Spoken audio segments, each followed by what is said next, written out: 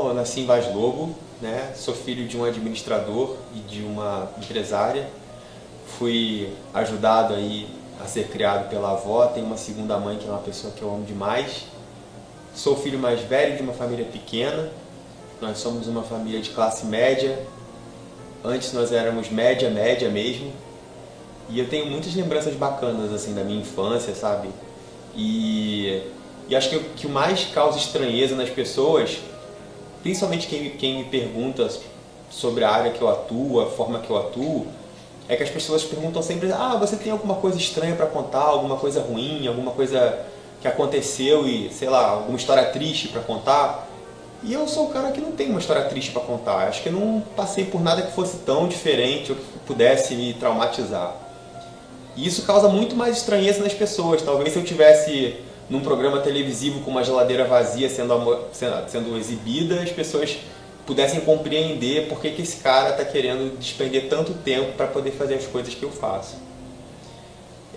Uma das coisas muito bacanas assim, que eu lembro da minha infância é que quando eu tinha 10, 12 anos apareceu um senhor na rua onde a gente morava e ele estava muito sujo.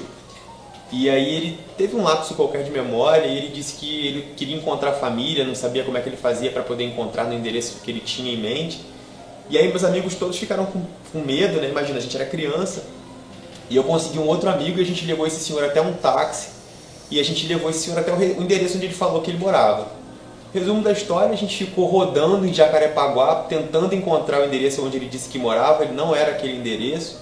Essa altura já era quase 1h da manhã, minha família desesperada atrás de mim. E por fim a gente levou ele até a delegacia. Na delegacia nós descobrimos que tinha uma queixa lá da própria família querendo encontrá-lo. E aí a gente conseguiu fazer com que ele tivesse ali encontrado a família dele. É óbvio que quando eu cheguei em casa minha família queria me enforcar, minha avó estava doida, enfim. Mas já eram indícios assim, de que eu tinha uma predisposição a executar as coisas que eu executo da forma que eu executo, né? Isso é muito bacana, lembrar como é que as coisas acabam sendo de alguma forma direcionadas quando você menos espera.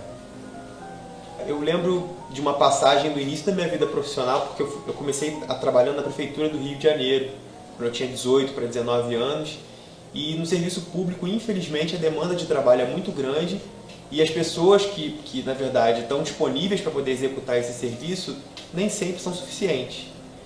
E eu fui trabalhar na assessoria de comunicação da Prefeitura do Rio de Janeiro. A Prefeitura do Rio de Janeiro é uma prefeitura grande, a gente tinha acesso, por estar na assessoria de comunicação, todo tipo de programa, todo tipo de projeto que acontecia, e a gente tinha que ter o mais fidedigna possível e detalhada toda a informação a respeito do que se passava e do que era executado na prefeitura, até porque a gente prestava atendimento aos jornalistas. Então a coisa tinha que ser muito séria e tudo mais. E aí, tendo acesso a tudo que você puder imaginar, você também, no momento, eu me vi encantado com tudo aquilo que eu estava vendo que era possível ser realizado. E por outro lado, eu comecei a me decepcionar também, porque infelizmente você começa a se dar conta de que existem muitos cargos comissionados com pessoas que foram indicadas para aqueles cargos e que não têm preparação para poder estar executando aquela função. Existem pessoas que erram porque não têm conhecimento técnico, mas têm vontade de errar. Então existe erro por ignorância, erro por vaidade, gente que não quer nem saber, mas que está ali apenas para poder se segurar durante aquele cargo comissionado, durante o tempo que aquele cargo comissionado existir. E aí, com essa história de decepção, eu lembrei que eu precisava, de alguma forma, deixar de depositar a expectativa de resolução dos problemas que eu via e que eu discordava apenas na mão do poder governamental. E aí eu tive a ideia de registrar uma instituição.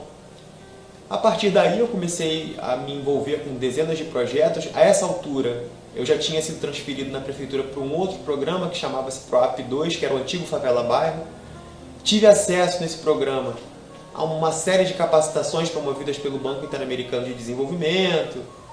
Foi muito bacana para mim porque a partir daí, eu que era apenas um auxiliar administrativo, passei a ser dinamizador do conhecimento das capacitações que me eram oferecidas. Então eu consegui aproveitar o conhecimento e a oportunidade que me foi dada para poder auxiliar as instituições que tinham dificuldade em propor, né, de uma forma mais bacana as suas ideias, para poder resolver os problemas que eles estavam muito mais próximos, né, as demandas que eles viam dentro das comunidades.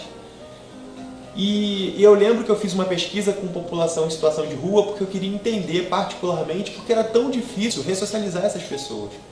Eu entrevistei 482 pessoas e a gente começou a andar, a gente andou em 11 bairros.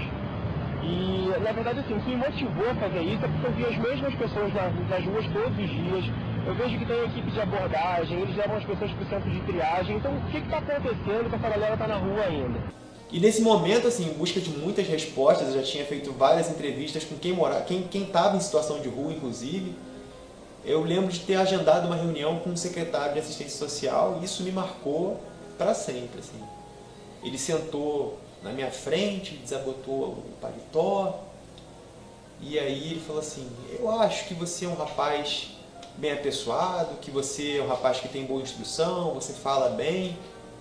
Essa coisa de gente que está em situação de rua, isso se divide em alguns grupos. Ou o cara é maluco, ou o cara é desocupado, ou o cara é vagabundo. Então não se envolve com isso não, deixa isso pra lá.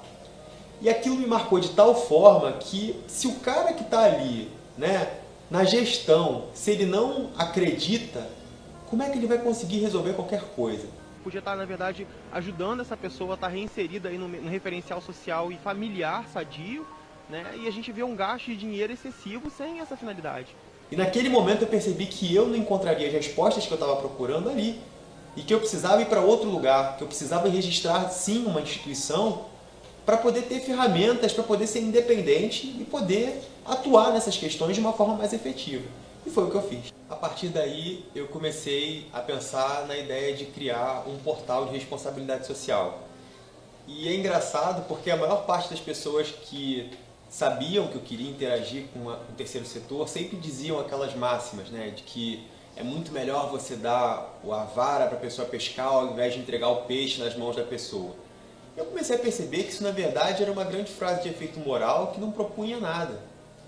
E aí eu tive a ideia de dar o nome do portal de Pescador de Ideias. E foi uma coisa que funcionou super bem, assim, a gente começou a ter um grande fluxo de acessos, né? O portal se tornou referência tanto para denúncias quanto para troca de informações. A minha ideia inicial era colocar os projetos que eu tinha ajudado a interagir de forma que outras pessoas em outras localidades pudessem colocar esses projetos em prática. E aí eu comecei a perceber que a gente tinha uma rede de pessoas, uma grande corrente do bem, de gente que troca informação a respeito de projetos sociais voltados ao terceiro setor. E isso é muito bacana, isso é muito edificante. Só que por outro lado, a gente passa por um momento onde a gente tem muito acesso à informação pela internet e muita gente problematizando e discutindo as coisas de uma forma muito irresponsável. Então, assim, você tem de tudo. Tem gente que ama o que você faz, tem gente que odeia, tem gente que discute e acaba propagando ódio, né? Disseminando aí esses discursos de ódio. A gente vê pessoas aí em perfis públicos, nas redes sociais, fazendo publicações levianas, levantando falsos, publicando falsas notícias, sabe? E nesse momento você passa a perceber que eu tinha duas opções, né? Ou você faz parte do problema, ou faz parte da solução do problema. Ao mesmo tempo em que a gente percebe que existe muita gente fazendo muita asneira, falando muita bobagem, discutindo coisas sem relevância, a gente vê pessoas como eu, que decidiram seguir o caminho ao contrário e utilizar a internet, que é essa ferramenta poderosíssima, para construir ao invés de desconstruir algo. E assim se formou o legado que é o Pescador de Ideias, que é a nossa grande corrente do bem.